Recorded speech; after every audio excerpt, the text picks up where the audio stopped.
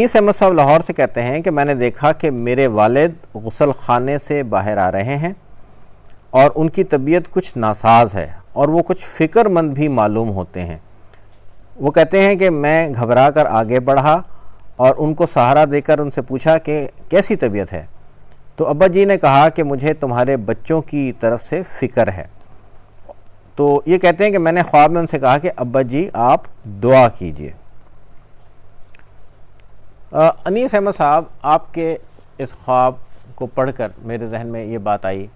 کہ آپ زندگی کے مختلف معاملات میں جتنی آپ کو کوشش کرنی چاہیے، جس حد تک کوشش کرنی چاہیے، آپ اس میں کچھ کوتاہی آپ کی طرف سے ہو رہی ہے، اور آپ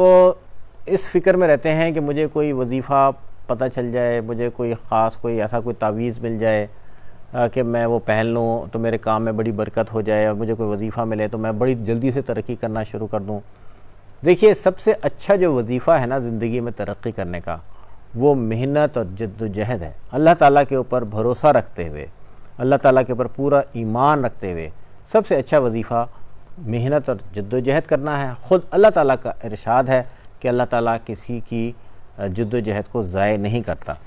تو آپ خواب کے ذریعے آپ کو جو رہنمائی اس میں دی گئی ہے وہ یہ ہے کہ آپ یہ ورد وظائف کی تلاش میں رہنے کے بجائے عملی زندگی میں جد و جہد کا آپ ایک پیٹرن اختیار کیجئے، اور انشاءاللہ تعالیٰ آپ جب آپ کوشش کریں گے اس طریقے پہ تو آپ کو اس میں کافی آسانی ہوگی۔ اور اسی خواب کے ذریعے یہ بات بھی پتہ چلتی ہے کہ آپ کی اس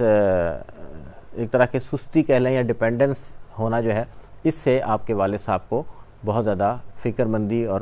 پریشانی بھی ان کو ہے۔ تو اس خواب کے ذریعے جو آپ کو رہنمائی ملتی ہے وہ یہ کہ اپنی زندگی میں مثبت تبدیلی لائیے، کوشش اور جد و جہد کیجیے، مستقل مزاجی کے ساتھ کوشش اور جد و جہد کیجیے، اور پھر اپنی ان کوششوں کی کامیابی کے لیے اللہ تعالیٰ کے حضور دعا کیجیے۔ صحیح طریقہ یہ ہے کہ پہلے انسان کوشش کرے اور پھر اپنی کوششوں میں کامیابی کے لیے اللہ تعالیٰ کے حضور دعا کرے۔